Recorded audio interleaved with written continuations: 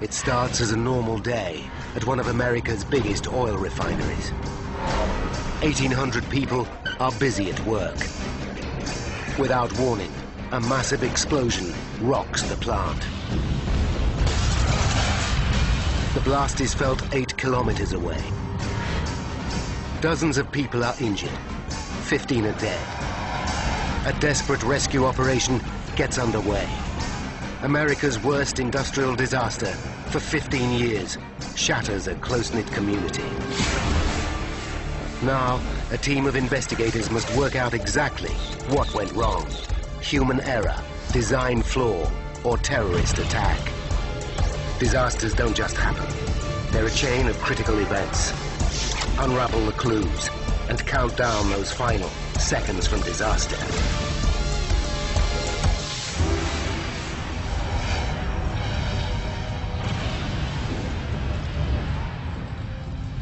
This man has broken his back in 6 places. Now he has minutes to escape before he burns to death.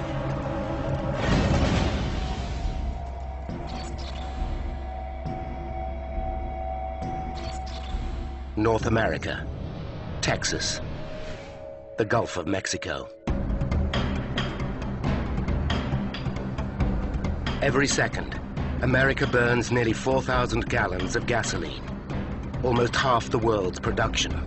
Much of it passes through this complex of refineries, the beating heart of the nation's gas-addicted economy. On the front line of this multi-billion-dollar industry, 56 kilometers southeast of Houston, lies Texas City. Here, 40,000 people live, clustered around 3 giant refineries. One of them belongs to the world's second biggest oil company, British Petroleum, or BP. It provides jobs for 1,800 workers and sprawls over a massive 5 square kilometers.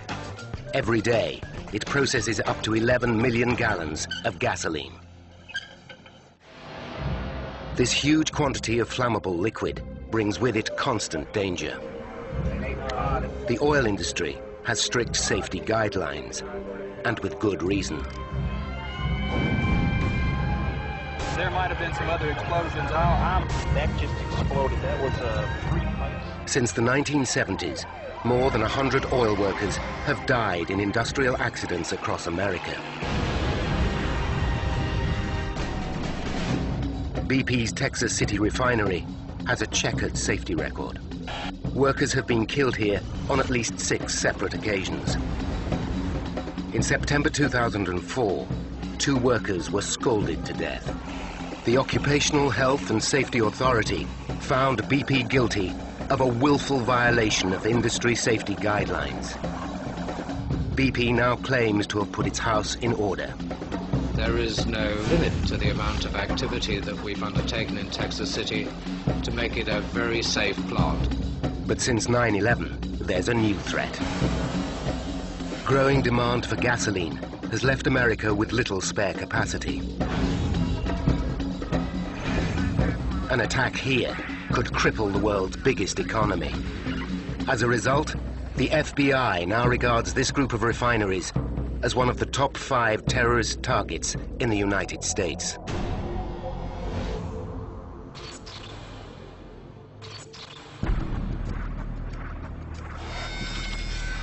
At 2 a.m., night shift operators at the BP refinery work on a distillation tower.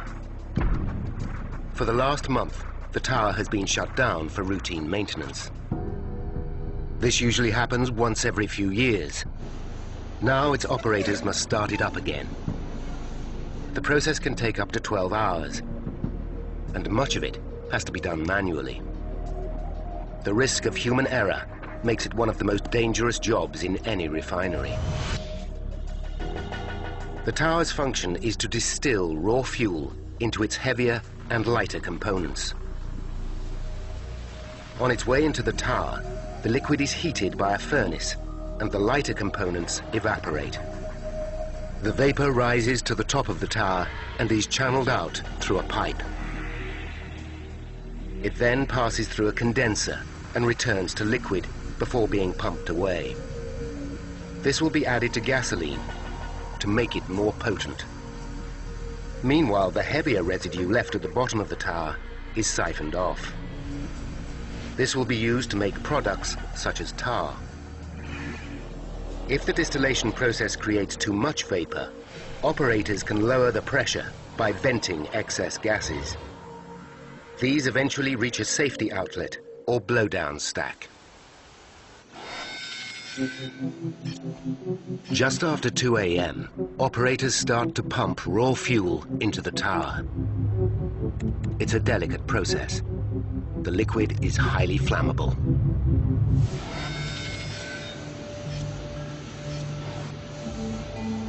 An hour later, an alarm goes off in the control room. The liquid in the tower is above the recommended level.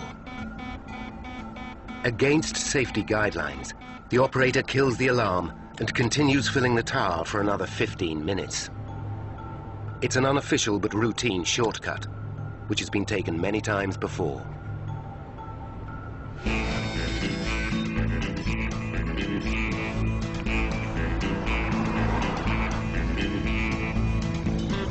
At 5 a.m., an hour before sunrise, construction engineer David Crow arrives at work. David's office is in a 20-meter trailer within sight of the blowdown stack. Though he's only worked at the BP refinery for the last 8 months, David and his wife Georgine have become close friends with his fellow workers. They were all buddies. There was no problems. Everybody got along.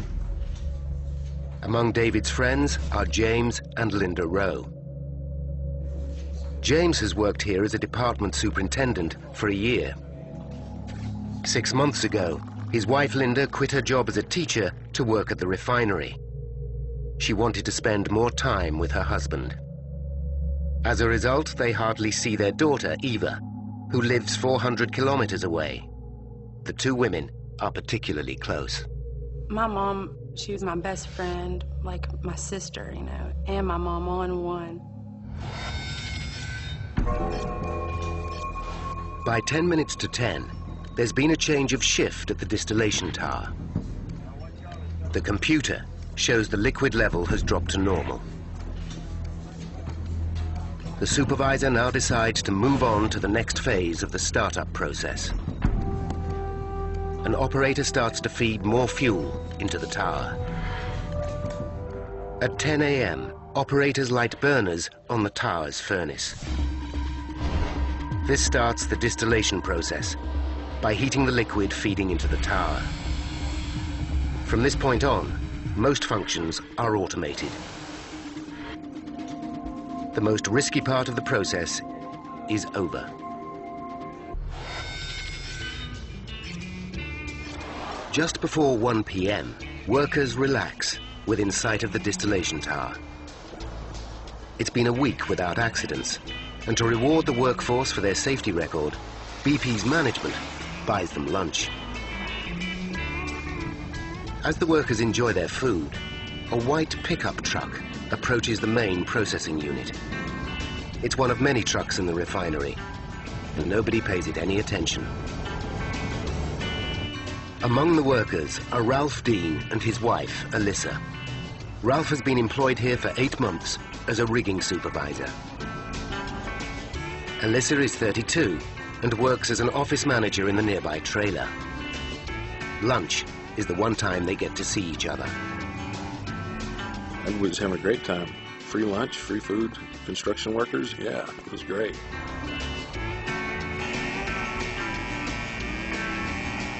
As the workers finish their food, David Crow rounds them up for a routine maintenance meeting. Alyssa joins them in the trailer. As she does so, the white pickup truck parks near the blowdown stack. The driver leaves the engine running and slips away unseen. Although they don't realize it, the workers are now in terrible danger. And one of the world's biggest oil refineries is on the brink of catastrophe.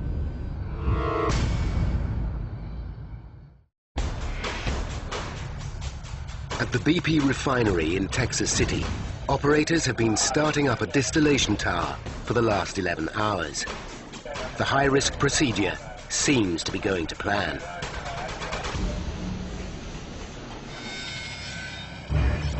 But at nearly 1:20, workers become alarmed. They spot a pool of liquid seeping under a white pickup truck. They can't be sure what it is, but the chances are it's flammable.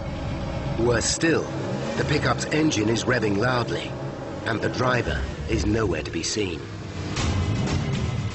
Workers run for cover, fearing the worst. Nearby, Ralph Dean is operating a forklift. His wife Alyssa is in a trailer with 21 other workers, including her friends David, Linda, and James. None of them hear the disturbance outside.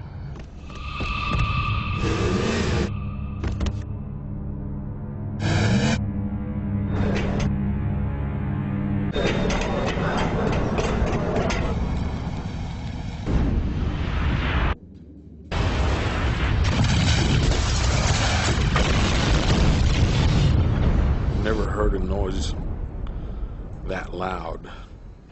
Extremely violent. It was biblical. As far as Ralph can see, the refinery is ablaze. The impact of the blast is felt 8 kilometers away. Just outside Texas City, David Crow's wife, Georgine, is busy at work. Within minutes of the explosion, local TV stations broadcast pictures of the burning refinery. In case anyone is just joining us, you are looking at live pictures from Texas City. Georgine can't mistake her husband's workplace. Your heart is racing. My stomach started feeling queasy. I don't know, I think I wanted to scream. It becomes clear this is a major disaster. In a panic, Georgine phones her husband, David. There's no answer from his mobile phone, nor from the landline in the trailer.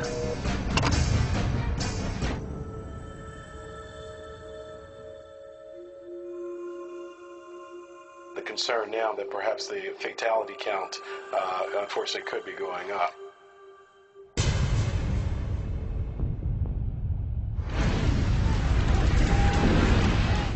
Dazed by the explosion, Ralph Dean suddenly realizes his wife would have felt the full impact of the blast.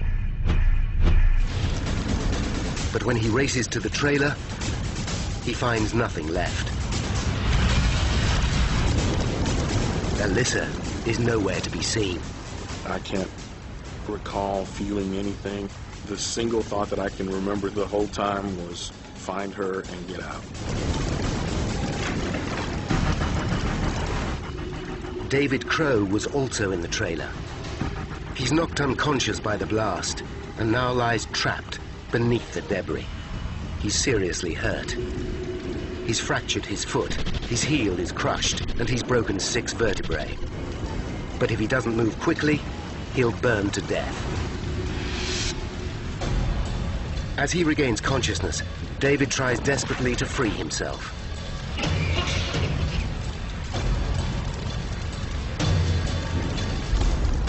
Despite his crippling injuries, he drags himself clear of the immediate danger, but he's still surrounded by flames. As David looks for an escape route, he sees Ralph searching for his wife, Alyssa. Neither of the men can make sense of their surroundings. There was nothing you could recognize, nothing. Everything was just torn to bits. It was probably outside the military, the worst thing you'll ever see. It was hell on earth. Meanwhile, Eva Rowe is on her way to visit her parents, James and Linda. She lives near Dallas, a 4-hour drive away, and doesn't see them as much as she would like. It's just a few days to Easter, and she's looking forward to spending the holiday with her family. I was in a really good mood, just driving along, enjoying the day.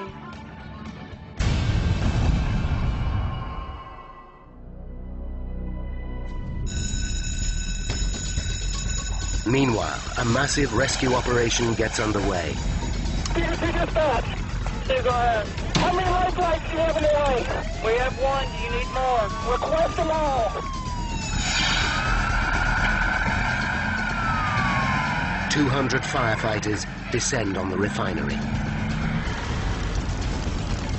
The scene, to me, looked like a nuclear explosion had gone off. It just wiped everything out. There are things I saw that day that most people will never see in their lifetime and hopefully never will. Emergency services have to act fast. Millions of gallons of flammable materials are within meters of the fire. David Crow lies crippled, choking on the lethal fumes. Then, two colleagues stumble across him and drag him to safety. How in the world did I get out of that? Why me? Why was I spared?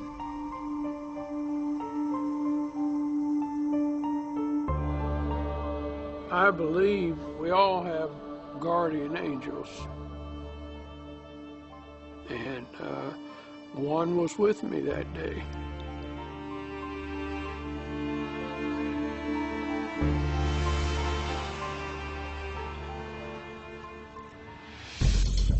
Paramedics will initially work on this scene to stabilize the most seriously injured and then prepare the patients for immediate transport to the nearest hospital, either by life flight or by ambulance. Every available helicopter and dozens of ambulances race the victims to hospitals. David Crow's wife, Georgine, learns that her husband is alive. When she sees him, she's shocked by the state he's in. He looked like he had been tied to a car and dragged down a road. I told him, I love you. And I'm glad you're still here.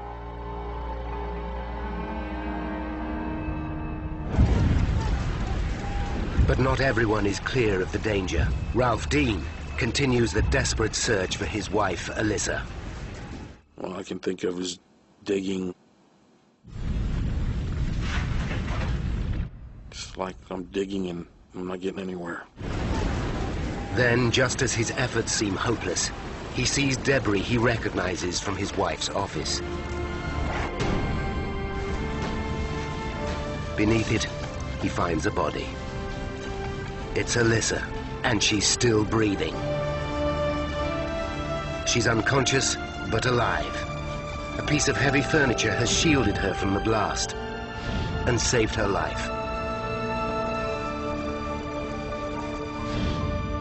But James and Linda Rowe, who were also in the trailer, are still missing.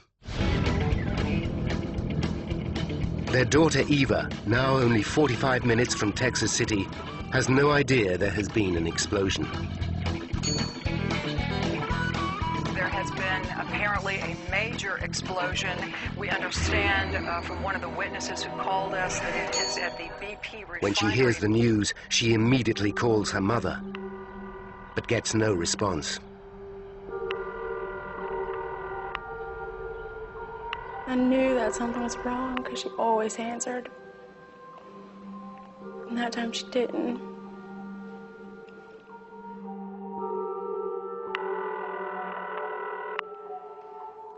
I wish she would have. I wish she would have answered.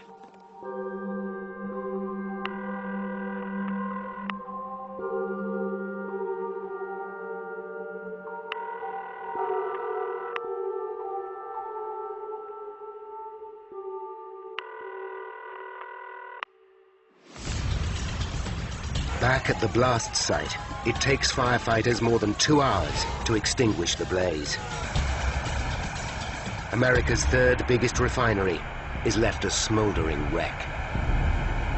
In total, 170 people are injured, 15 are dead.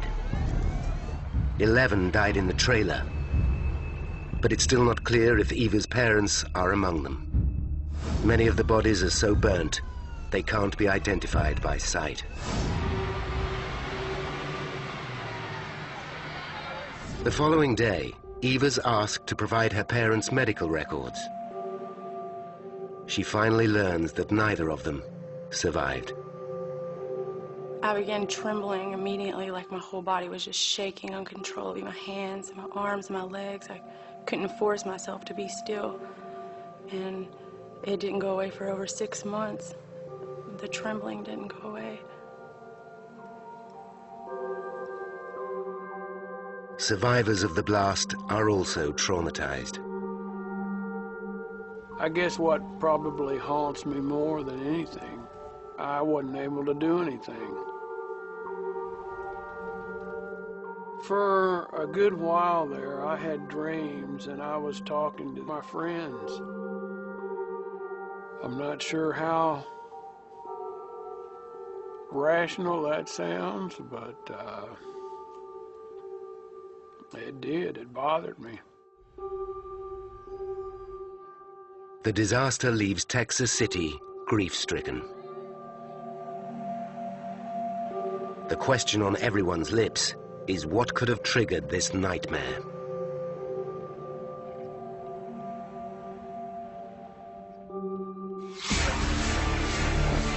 Now, by going deep into the official investigation, we can reveal the calamitous chain of events that led to the Texas City explosion.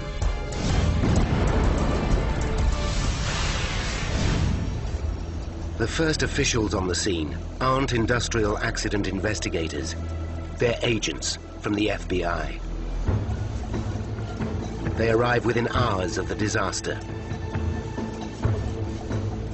In an era of global terrorism, the agency is suspicious of any major explosion. The Texan oil industry is a particular concern. Since 9/11, these refineries have been designated high-value targets. The potential for a terrorist atrocity is obvious. The agents fear this disaster could be the start of a new wave of domestic terrorism. They turn to eyewitnesses for the first clues. Immediately, their attention is drawn by the mention of a white pickup truck. Several witnesses recall hearing the truck's engine revving loudly, though there was no sign of any driver. The agents need to know if these facts are as sinister as they sound. But just as they think they're making progress, other eyewitness statements shed further light on the case. The agents learn that 6 minutes before the explosion, liquid was seen spewing out of the blowdown stack, and the pickup truck was parked less than 9 meters away. They realized the escaping liquid could explain the mystery of the revving engine. Normally, an engine's carburetor forces clean air together with fuel, which ignites, causing the engine to rev. But the white pickup wasn't taking in ordinary air. Its engine was flooded with petrochemical fumes from the escaping liquid. This would account for it revving in spite of the driver's absence. A single spark from the running engine is all it would take to ignite the vapor. It now looks like the escaping fluid is to blame for the blast.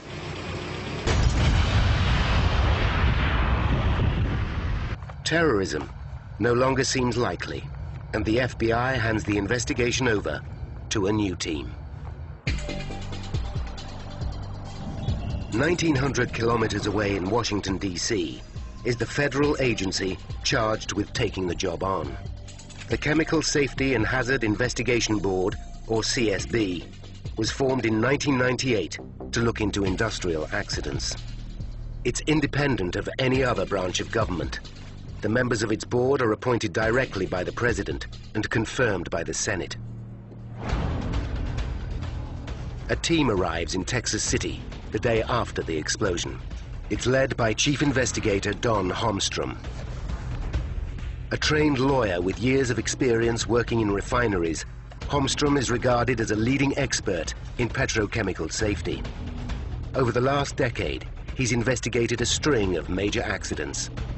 The press refer to him as a safety evangelist. the perfect man to handle the pressure of a high-profile investigation. A catastrophic incident of this magnitude certainly focuses a lot of attention from the media, from the public in general, on an international level. Holmstrom knows progress will be slow. Key witnesses are either dead or injured. Much of the evidence has been destroyed in the explosion, and the blast site is unsafe. One thing at least is clear. Eyewitness testimony has placed the blowdown stack at the heart of the disaster. This was the source of the liquid that seeped under the white pickup truck. Holmstrom knows the blowdown stack is the final safety outlet for the distillation tower. Its function is to vent gases and contain small quantities of liquid. But there's no way fluid should ever overflow from the 35-meter stack. Something must have gone disastrously wrong. But what? The team needs to start gathering physical evidence from the blast site. In particular, they need to find the computer hard drive from the main processing unit. This holds a complete electronic record of the distillation process. But progress is immediately hampered. The explosion has released cancer-causing benzene gas, and it could take days for it to disperse.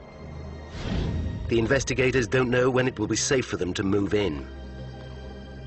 America's oil industry is desperate for answers. Is this catastrophe a tragic one-off? Or could it be repeated elsewhere? Identical distillation towers exist in refineries across America. If they're unsafe, the oil industry could be crippled. In the uncertainty that follows, gasoline prices hit an all-time high. And the world's biggest economy is left on the brink of crisis. A huge explosion rocks the British Petroleum Oil Refinery in Texas City. 170 people are injured. 15 are dead. The FBI rules out the possibility of a terrorist attack. It now falls to Don Holmstrom and his team from the Chemical Safety Board to find out what went wrong. Holmstrom knows the disaster can be traced to flammable liquid that spewed out of the blowdown stack. The stack is connected to the distillation tower, and Holmstrom suspects that's where the liquid came from. What he doesn't understand is how it could have reached the blowdown stack, let alone have filled it. During the distillation process, liquid in the tower should not exceed a level of 2 meters. Holmstrom knows that to escape, it must rise more than 46 meters above its correct level to the top of the tower. But there's a series of safeguards to prevent this happening. First, an outlet control valve automatically regulates the flow of liquid from the bottom of the tower. If it begins to overfill, the valve opens wider and the level goes down again. Second, a level indicator should provide operators in the control room with a constant update on how full the tower is. Attached to it is a high-level alarm, which should go off if the tower starts to overfill. Beyond that is a second backup alarm. The system should be foolproof. But if Holmstrom's suspicions are correct, these safeguards must all have failed.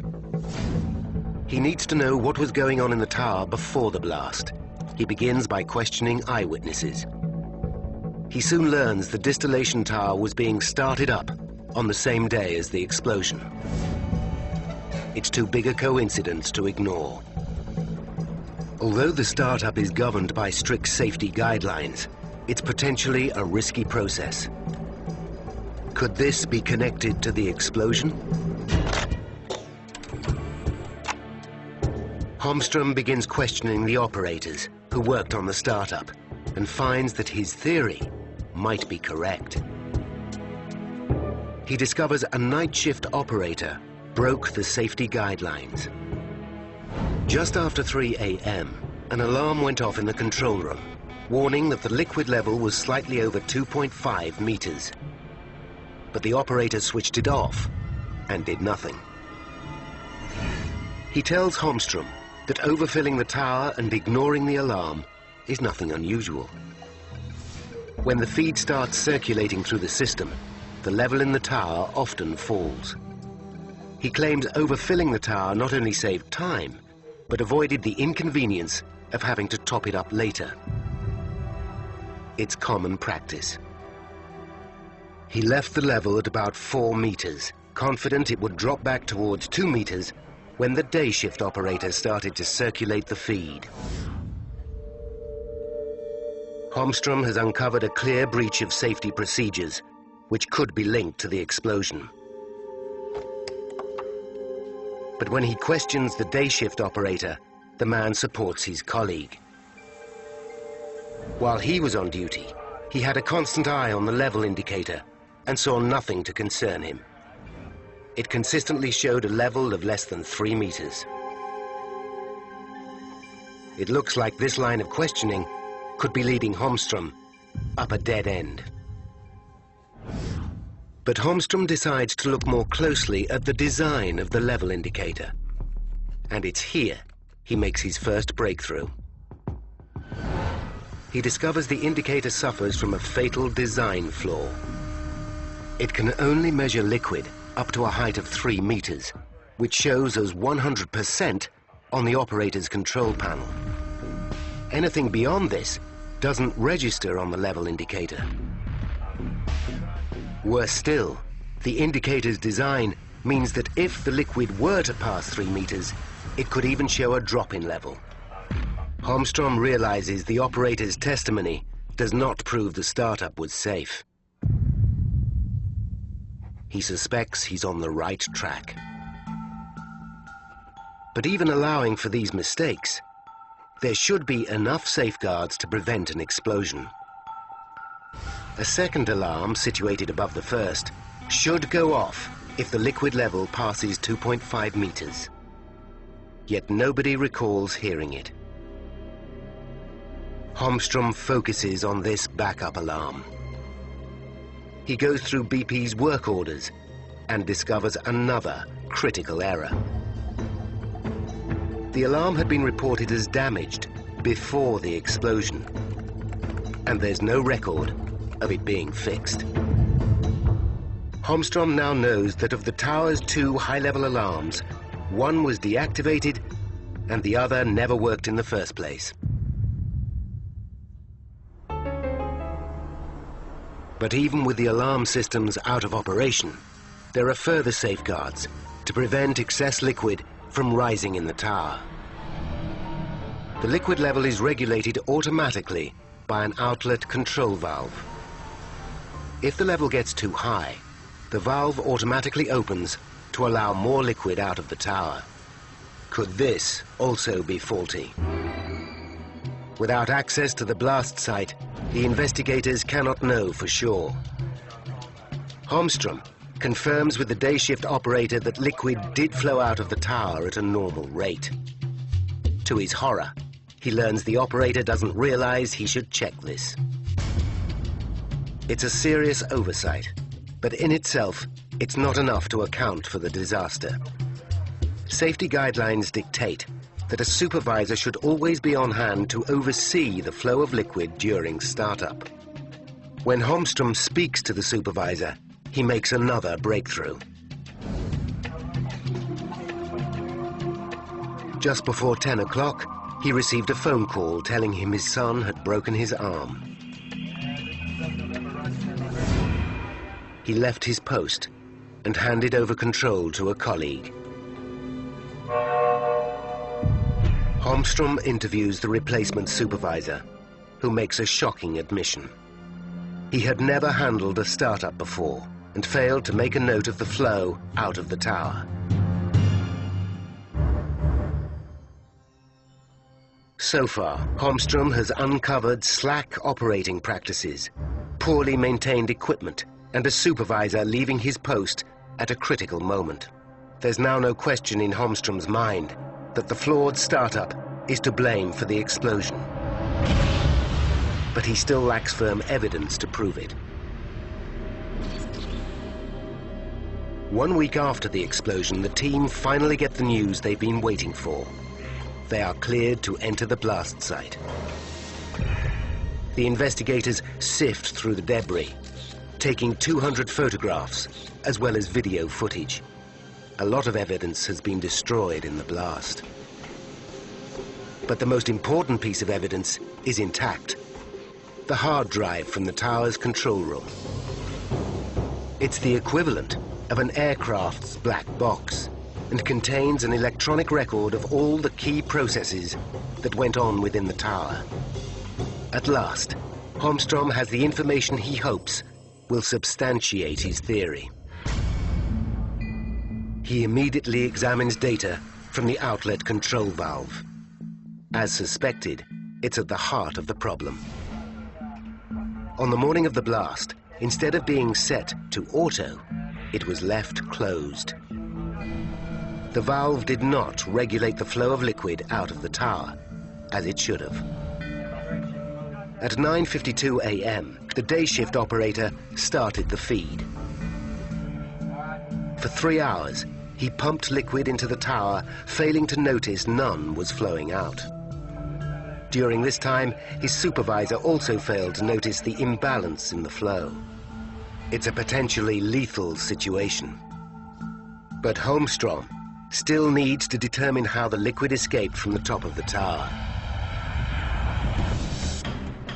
He goes back to the hard drive and finds that shortly after 1 p.m., less than 20 minutes before the explosion, the tower's pressure relief valves were forced open. These valves are designed to control gas, not liquid. The computer confirms the liquid did reach the top of the tower and escape down the gas pipes. Once the valves were open, the path was clear for it to reach the blowdown stack.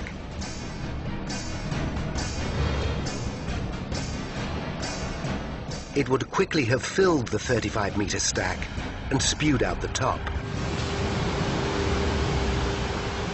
Holmstrom's hunch is correct. A catastrophic series of mistakes in the startup process did cause the disaster.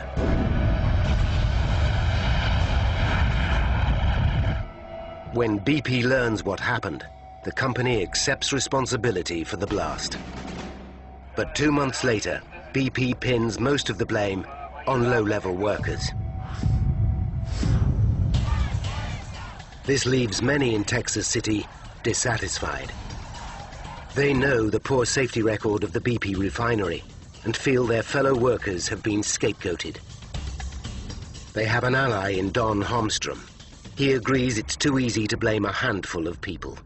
The problem with blaming an individual is that one could come to the conclusion that, well, we got rid of the individual and all our problems are solved. Holmstrom wants to know how long these safety problems have existed. He returns to the computer hard drive found in the wreckage. It holds a complete record of the tower's previous startups going back for years. He discovers a frightening catalogue of near misses. The records prove the night shift operator had been telling the truth. It was common practice to ignore safety guidelines during the startup process.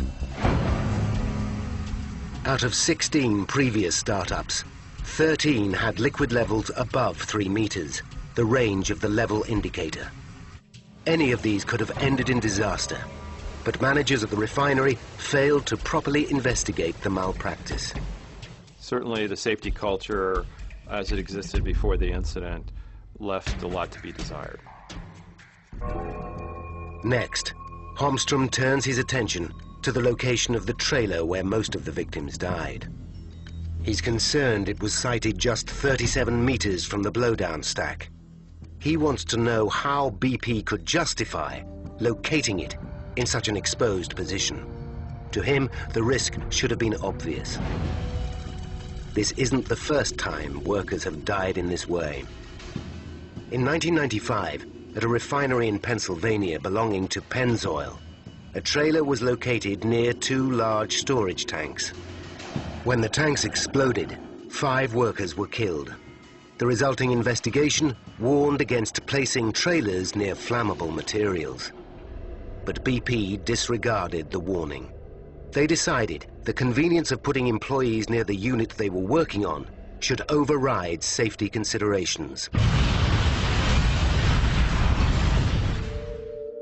Holmstrom discovers BP tried to justify the trailer's location with an elaborate series of risk calculations. The company decided the trailer's safety depended on the length of time it was occupied. So even though it was dangerously close to the blowdown stack, because it was empty much of the year, the risk to employees was low. Holmstrom finds the logic deeply flawed. Certainly, if you're an occupant of a trailer and you're being sited next to a hazardous process unit, it doesn't make any difference whether you're exposed to a risk for several weeks or a year's period. It's still a risky situation for you. Lax safety practices and employees left dangerously exposed. It's a lethal combination, particularly in light of the string of fatal incidents that have haunted Texas City. Even before the explosion, the Texas City plant was America's most dangerous oil refinery. Since the 1970s, accidents here have killed more than 30 workers. I think these events are unrelated. There has been a few, and we regret each one. However, Holmstrom believes BP's recent safety problems are related, and the trail leads directly to its most senior executives. America's worst industrial accident for a decade has killed 15 workers at BP's Texas City Oil Refinery. A lot of folks worried about their loved ones right now, Jerome. A tragic, tragic day in Texas City. Don Holmstrom and his team from the Chemical Safety Board are investigating a history of fatalities at the plant. Despite BP's claims to be getting to grips with its poor safety record, the team finds evidence to the contrary. In 1998, an internal memo from BP's board in London ordered all refinery managers to cut operating costs by 25%. This cost cutting is directly to blame for the disaster. The final safety outlet in the distillation process is a blowdown stack. Despite the errors that occurred during the startup, an effective safety outlet could have averted the tragedy. But the blowdown stack is an ancient design, more than 50 years old. Holmstrom discovers that in 2002, BP decided against replacing the stack with a modern safety flare system. This cutting-edge model is able to deal with overflowing liquid while the flare burns off excess gas. The new design would have prevented the disaster. This is a case of a company denying the risk. They knew the hazards, they were aware of them, but when they had the opportunity to take action, they did not do so. Replacing the blowdown stack would have cost under $6 million, about a single day's production at the Texas City refinery. For the people who worked there, it would have been a small price to pay. It's people. People are the most important thing. Not the plant, not the corporation itself. It's the people.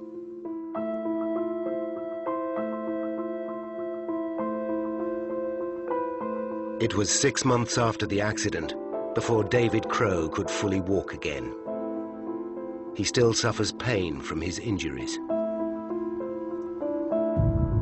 But it's the mental scars that are taking longest to heal. He's not the same person.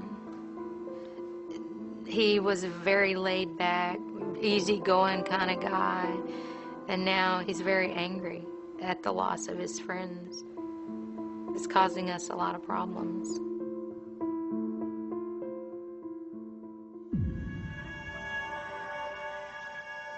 Like David, Ralph Dean's wife, Alyssa, also suffered a broken back. Her gallbladder had to be removed, and 20% of her body was burnt. For several weeks, doctors told Ralph she might not survive. My wife's going to have to live with this for the rest of her life. I mean, it's just a part of our life that's just always going to be there. Well, hell yes, I'm angry.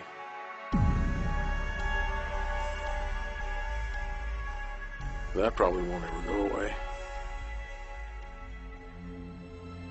Eva Rowe is also struggling to cope.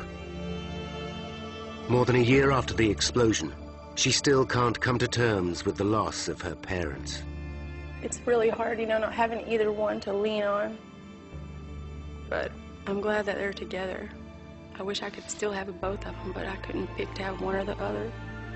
I'm very glad they're together. Since the explosion, BP has set aside more than $1 billion to pay compensation claims. 6 workers, including the original supervisor, have won libel actions after the company wrongly blamed them for the disaster.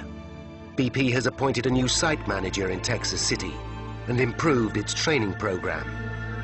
It's relocated its trailers and has begun replacing blowdown stacks.